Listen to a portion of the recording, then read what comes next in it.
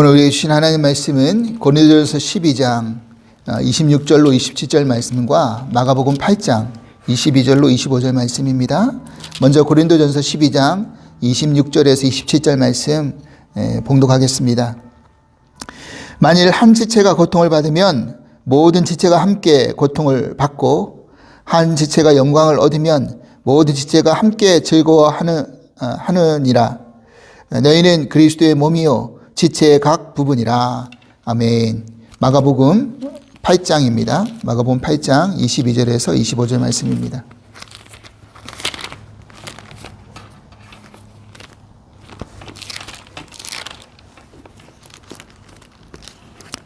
봉독하겠습니다. 베세다의 이름에 사람들이 맹인 한 사람을 데리고 예수께 나와 손대시기를 구하거늘 예수께서 맹인의 손을 붙잡으시고 마을 밖으로 데리고 나가사 눈에 침을 뱉으시며 그에게 안수하시고 무엇이 보이느냐 물으시니 쳐다보며 이르되 사람들이 보이나이다. 나무 같은 것들이 걸어가는 것을 보나이다 하거늘 이에 그 눈에 다시 안수하시매 그가 주목하여 보더니 나아서 모든 것을 밝히 보는지라. 아멘. 할렐루야. 오늘은 그리스도의 지체 첫 번째 시간으로 눈에 관한 이야기인데 무엇이 보이느냐라는 말씀의 제목으로 함께 은혜를 나누고 싶습니다. 이제 이번 주부터는 그리스도의 지체에 그런 관한 것으로 시리즈 설교를 하려고 합니다. 우리가 주님이 부활하셨고 우리가 그 부활의 다음 열매로 이제 우리가 다시 살아났습니다. 그리스도 안에 있으면 누구든지 새로운 피조물이 되어 버립니다. 그죠? 그래서 오늘 읽은 고린도전서 12장 27절 말씀처럼 너희는 그리스도의 몸이요 지체의 각 부분이다 라고 말씀해 주셨습니다. 그렇죠. 이제 새로운 피조물이 된 우리는 이제 그리스도의 몸이고 지체의 각 부분이 되어서 그 지체에게 서로 영향을 미치게 되어 있습니다. 한 부분이 아프면 다른 한 부분까지 영향을 받게 되어 있습니다. 그리고 한 부분이 건강하면 다른 부분까지 건강하게 되어 있죠. 우리는 그리스도 안에서 한 몸으로 각 지체로 어떤 모습으로 살아갈지에 대해서 이제 고민해야 하고요. 부활 이후에 우리가 신체의 각 부분들을 좀 생각해 보면서 영적인 교훈을 얻어보려고 합니다. 우리는 그 첫 번째로 눈에 관한 부분입니다. 예로부터 눈은 마음의 창이다 이런 말씀 들어보셨죠? 아마 신체 중에서 눈이 아마 제일 중요한 기관이지 않을까라는 생각을 하게 됩니다. 누가복음 11장 34절에 이런 말씀이 있습니다. 내 몸의 등불은 눈이라. 내 눈이 성하면 온몸이 밝을 것이요 만일 나쁘면 내 몸도 어두우리라. 맞죠? 여러분, 눈이 우리 몸의 등불이라는 것입니다. 눈이 밝을 때 우리 몸은 성하고 건강하지만 눈이 어두우면 내 몸도 어두워질 수밖에 없다. 이렇게 성경은 우리들에게 말씀해 주고 계십니다. 사람의 눈을 보면 그 사람이 어떤 생각을 가지고 어떤 마음을 가지고 있는지를 대략 짐작해 볼 수 있습니다. 여러분 들어보셨겠지만 전 세계에서 제일 시력이 좋은 민족을 이제 몽골 민족이라고 이렇게 꼽습니다. 그곳 사람들의 평균 시력이 한 7.0 정도 된다고 합니다. 그리고 미니멈 제일 시력이 나쁜 사람도 최하가 한 2.0 정도 된다라는 거죠. 아마도 드넓은 평야에서 양을 치고 또 말 달리면서 멀리를 내다보니까 그렇게 시력이 좋은 것이 아닌가라는 생각을 하게 됩니다. 여러분 말이 7.0이지 상상이 되십니까? 정말 그 눈이라는 것이 600만 보의 사나이 눈처럼 7.0이면 정말 미세한 것을 다 보지 않겠습니까? 우리가 그런 것을 생각해 볼 때 그리스도인들이라면 과연 어떠한 눈을 가져야 될까라는 것을 생각해 보게 됩니다. 단순히 멀리 보고 잘 보는 것이 중요한 게 아니라 정확하게 보는 것이 정말 중요한 문제이겠죠.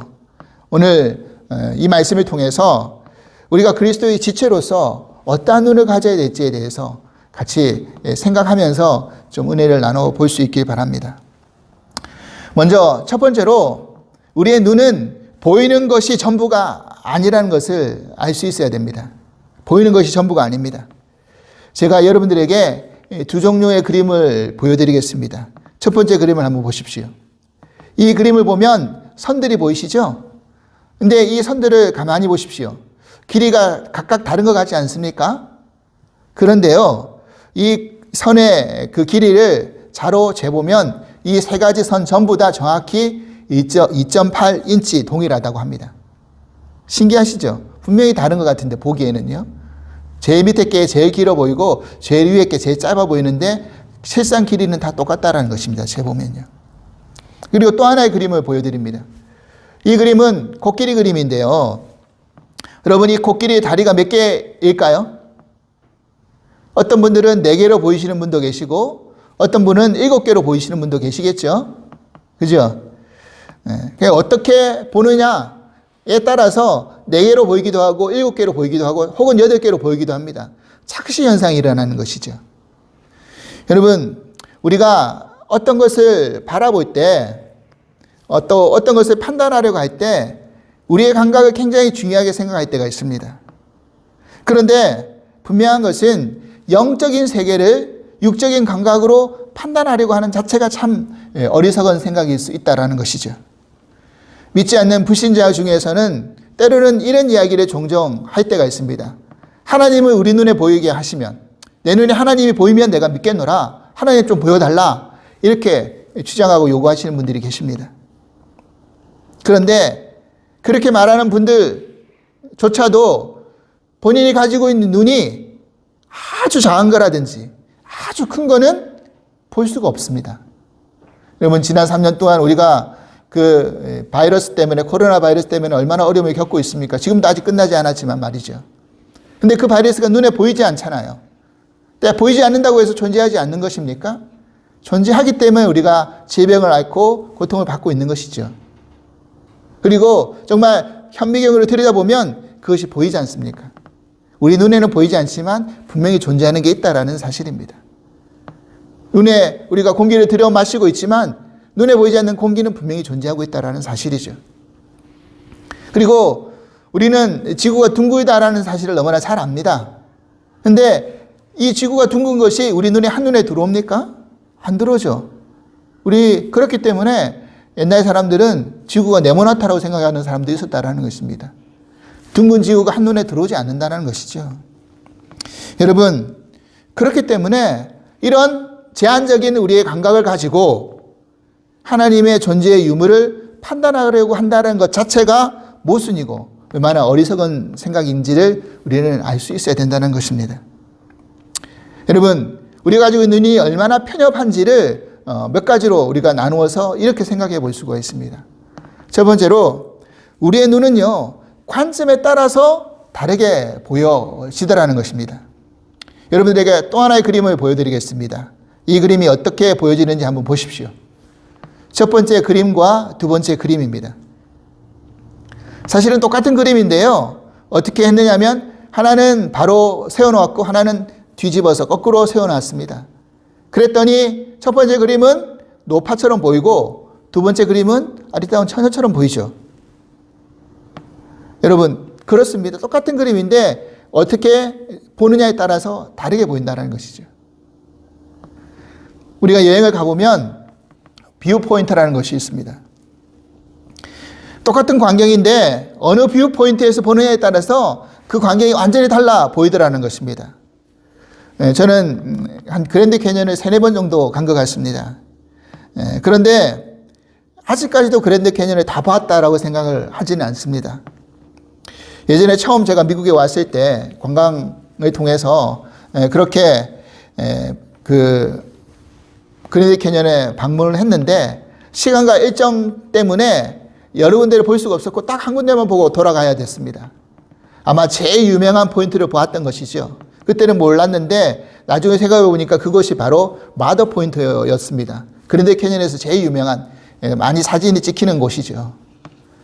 그런데 나중에 지나와서 여유를 가지고 두 번째, 세 번째, 네 번째 방문하면서 다른 뷰 포인트를 찾아가 보니까 옛날에 바라봤던 그 그랜드 캐년이 아니었습니다. 다른 광경도 눈에 들어오더라는 것입니다. 근데 더 나중에 한 사실은 결국 이 그랜드 캐년도 들어가는 진입 방향이 한 군데만 있는 게 아니라 동서남북 4군데로 나누어져 있다는 것이죠. 저는 아직 사우스 쪽으로만 들어가 봤는데 서쪽, 동쪽, 북쪽으로 들어오는 코스도 있는데 거기서 바라보는 그랜드 캐니언은 또 다른 광경이 펼쳐진다는 것입니다. 여러분, 그렇기 때문에 우리가 보는 한 뷰 포인트를 가지고 전부를 보았다, 모든 것을 보았다라고 이야기할 수가 없는 것이죠. 관점에 따라서 다르게 보인다는 사실입니다. 또 하나는 우리의 눈은 프레임에 따라서 다르게 보이게 되더라는 것입니다.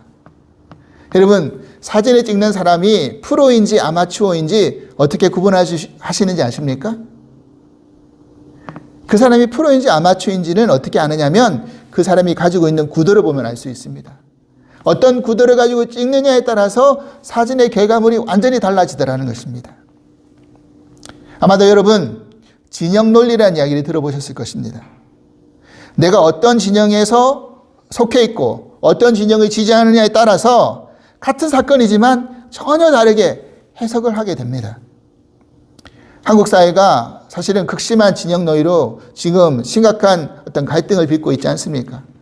그 비견한 예로 제일 심각했던 사건이 뭐였습니까? 몇 년 전에 있었던 그 조국 전 장관의 사건을 통해서 두 진영이 갈라져서 한쪽에는 광화문에서 한쪽에는 서초동에서 얼마나 극심하게 집회를 했습니까? 그런데 그 진영에 따라서 똑같은 사건이었는데 한쪽은 못된 범죄자였고 한쪽은 핍박받는 의인이었습니다.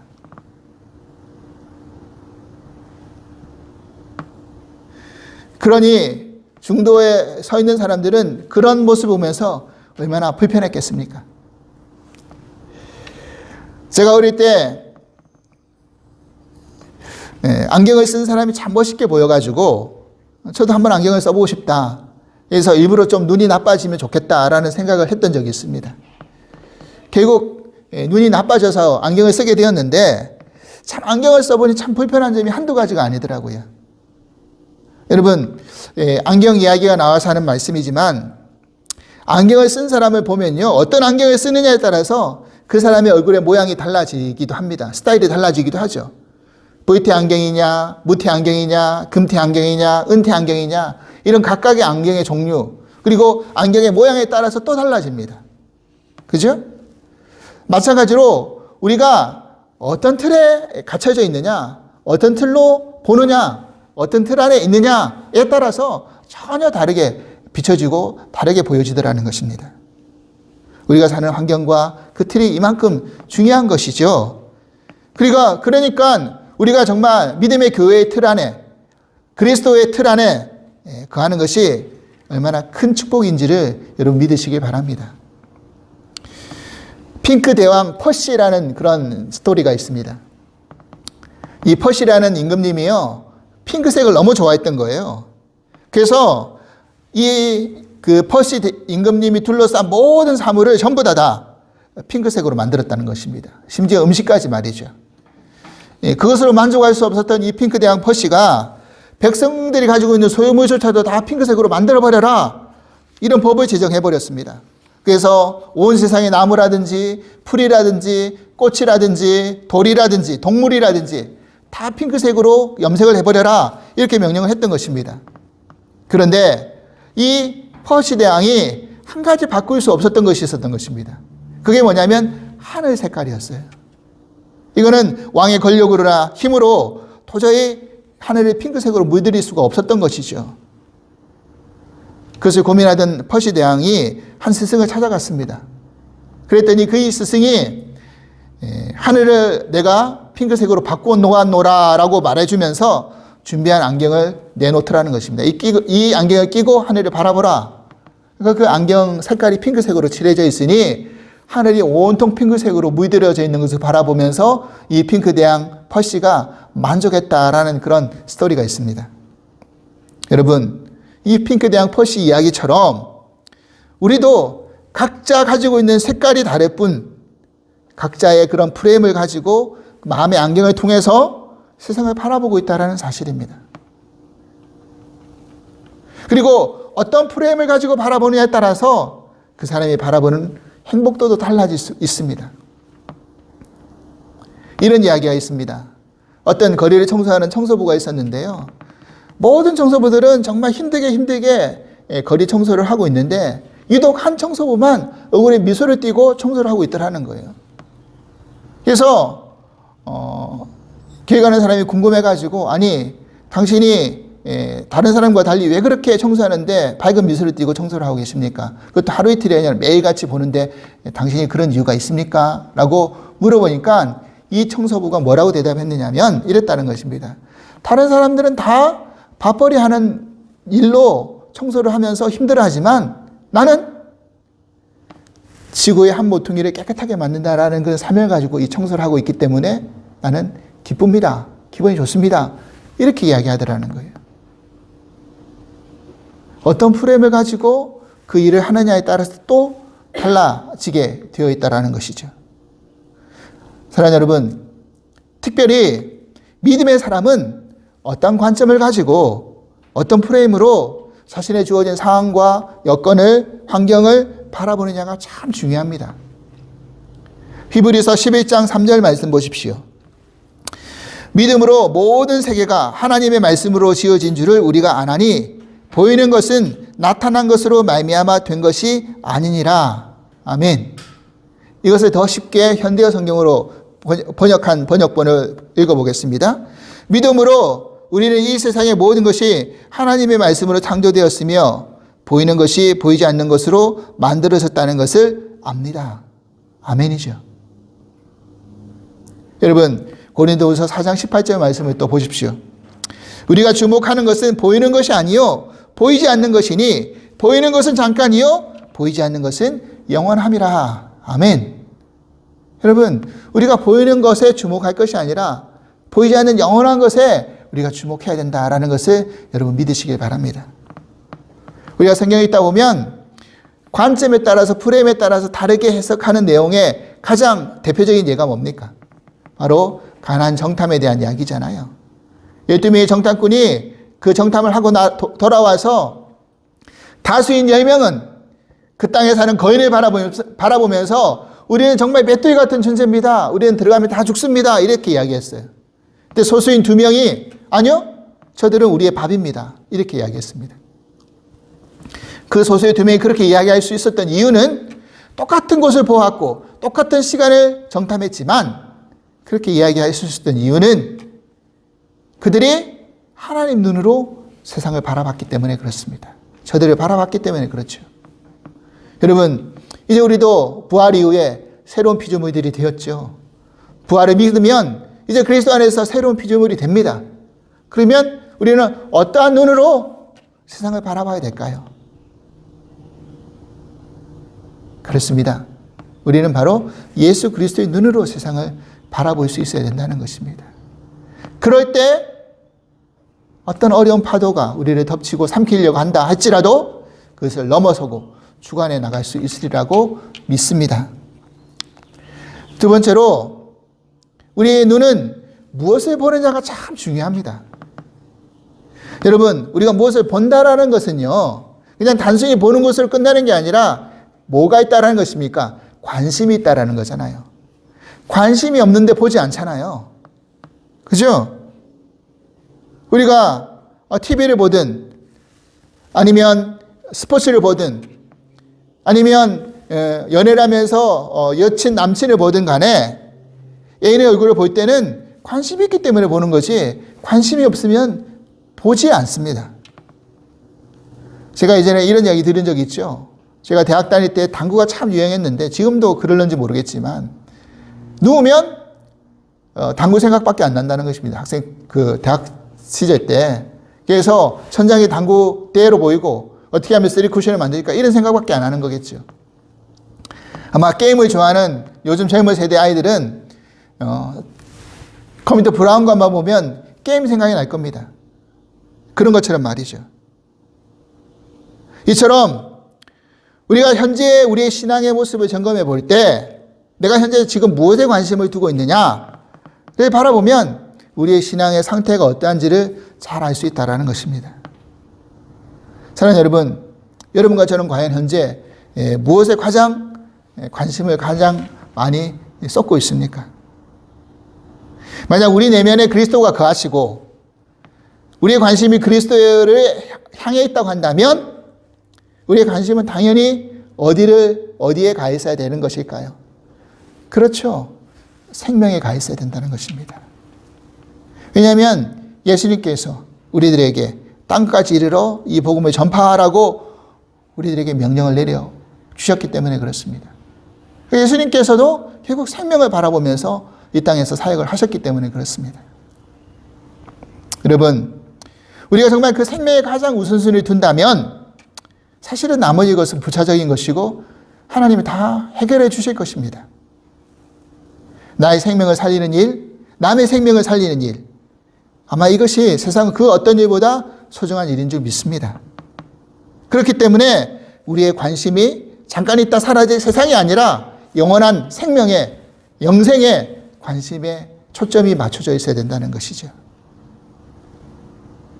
오늘 마가복음의 말씀을 보면요, 한 맹인이 예수님께 나와서 고침을 받았습니다.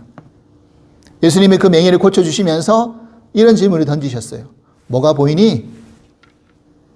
그랬더니 맹인이 보이기는 보이는데, 사람처럼 보이는데 나무 같아 보입니다. 이렇게 대답했습니다. 그러니까 눈은 떴지만, 아예 앞을 못 보던 맹인이 눈을 뜨긴 했지만 흐릿하게 보이는 거였어요. 그래서 예수님이 다시 안수하셨어요.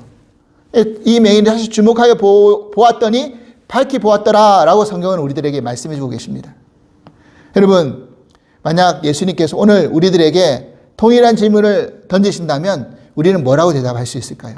그래, 너희는 지금 뭐가 보이니? 이 말은 뭐를 보고 살고 있니? 이런 질문일 수 있잖아요. 근데 믿는 우리조차도 사실은 믿었지만 흐릿하게, 희미하게 볼 때가 있다는 사실입니다.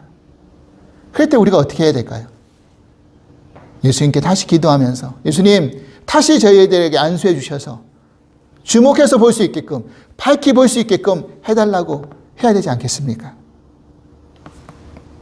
우리가 신앙생활 하다 보면 정말 중요한 믿음의 법칙들이 몇 가지가 있는데 그 중에서 정말 제일 중요한 것 중에 하나가 뭐냐면 바라봄의 법칙이라고 생각이 듭니다. 여러분, 바라봄의 법칙의 제일 좋은 예가 뭡니까? 예수님이 풍랑 가운데 제자들에게 걸어오신 그 이야기죠. 그 스토리죠. 제자들은 다 유령이라고 놀라 자빠질 때 너희 두려워 말라 라고 말하는 그 예수님 말씀에 베드로가 용기를 내서 그러면 명하여서 저도 예수님께 갈 수 있게 해달라고 그렇게 부탁을 했습니다. 그때 베드로가 실제로 무리를 걸었어요. 예수님 바라보고 걸어올 때 말이죠. 그런데 순간 바람을 보고 파도를 보고 두려웠을 때는 바로 물에 빠져버렸습니다. 이게 바라봄의 법칙이라는 것이죠. 여러분, 번지점프를 한다든지 그 유격훈련, 군에서 유격훈련을 하다 보면 높은 데서 뛰어내릴 때가 있거든요. 그러면 교관들이 동일하게 하는 말들이 있습니다. 뭐라고 하느냐면요, 밑을 보지 마라, 아래를 보지 마라, 그렇게 이야기합니다. 앞을 바라봐, 멀리를 바라봐. 아래를 보고 밑을 바라보면 무섭고 두렵고 떨리지만, 뛰지 못하지만 앞을 바라보면 뛸 수 있다. 그 이야기를 해주고 있는 것입니다. 마찬가지입니다. 우리가 믿음 생활을 통해서 신앙생활을 해나갈 때 세상을 바라보고 밑을 바라보는 게 아니라 예수님을 바라보고 나아가는 것. 이것이 중요한 정말 믿음의 법칙이라는 것이죠. 제가 좋아하는 찬송가 가운데 찬송가 288장에 예수로 나의 구주 삼고, 나를 구주 삼고, 나의 구주 삼고라는 그런 찬송가가 있습니다. 근데 그 가사 가운데 이런 가사 내용이 있죠. 2절에 보면 주 안에 기쁨 누림으로 마음의 풍랑이 잔잔하니 세상과 나는 간 곳 없고 구속한 주만 보리로다. 여러분, 이 가사를 잘 보십시오.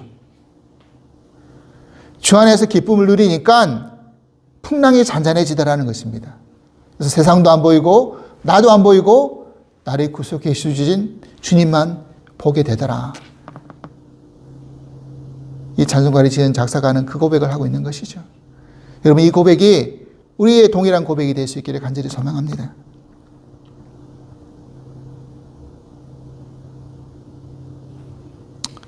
우리는 주님 안에 거하면서 과연 무엇을 바라보고 계십니까? 희망과 소망이 보이십니까? 아니면 절망과 좌절이 보이십니까? 주님 안에 거하며 나를 보면 희망과 소망이 보이지만 세상 안에 거하고 세상을 바라보면, 세상 안에서 나를 바라보면 절망과 좌절밖에 보이질 않습니다. 여러분, 그렇지 않습니까? 우리가 잘난 게 뭐가 있고 뛰어난 게 뭐가 있습니까? 세상 안에 거하면서 나를 바라보면 절망할 수밖에 없는 것이죠. 시편 121편 1절에서 2절 말씀 보십시오. 내가 산을 향하여 눈을 들리라. 나의 도움이 어디서 올까? 나의 도움은 천지를 지으신 여호와에게서로다. 아멘. 눈을 들으라는 것입니다. 눈을 들어 하늘을 바라보라는 것이죠. 하나님을 보라는 것이죠. 나의 도움이 어디서 오느냐? 하나님께로부터 온다. 이 말씀 여러분 붙드시고요. 한번 우리가 눈을 뜨고 믿음 생활을 시작했을 때 세상으로 눈 돌리는 게 아니라 늘 하나님께 우리 시선이 고정되어지고 또 예수께 붙들려서 그렇게 우리 모두가 신앙생활 해 나갈 수 있기를 간절히 바랍니다. 마음의 창인 우리 눈이 하나님의 성품이 비춰질 수 있기를 소망합니다.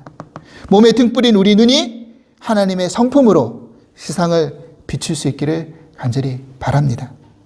그리고 세상의 어둠을 물리칠 수 있기를 원합니다. 오늘 주님께서 이 말씀을 우리들에게 다시 한번 질문을 하십니다. 무엇이 보이느냐? 무엇을 보고 사느냐? 세상이 아니라 하나님을, 예수님을 바라볼 수 있기를 간절히 바랍니다. 그것이 그리스도의 지체로서 영적인 눈을 가진 사람들의 특권이라고 믿습니다. 오늘 이 말씀을 붙들고 우리가 믿음의 경주를 열심히 해나갈 수 있는 저와 여러분 될 수 있기를 주님의 이름으로 간절히 축원합니다. 하나님 아버지 감사합니다. 우리는 지금 무엇을 바라보고 있습니까? 여전히 세상의 걱정과 근심과 또 염려 때문에 나와 함께 하시는 주님을 바라보지 못하고 놓치고 있지는 않은지, 내 두려움과 나를 집어삼키려는 그런 어둠과 파도 앞에 좌절하고 있지는 않은지를 우리 스스로 돌아보게 하여 주시옵소서. 하나님, 주님이 부활하시고 우리가 그리스도의 지체로 새로운 피조물로 거듭났습니다. 우리의 눈이 바뀌기를 소망합니다. 달라질 수 있기를 소망합니다. 온전해질 수 있기를 소망합니다. 거듭날 수 있기를 소망합니다. 바른 것을 바로 볼 수 있기를 바랍니다. 우리가 보는 것이 다가 아니고 어떤 관점으로 보느냐에 따라 달라지는 것이고, 하나님, 그렇기 때문에 주님의 시선을 가지고 모든 것을 바라보고 판단하며 믿으며 나갈 수 있는 은혜를 허락하여 주시옵소서. 감사하며 예수 그리스도 이름으로 기도합나이다. 아멘.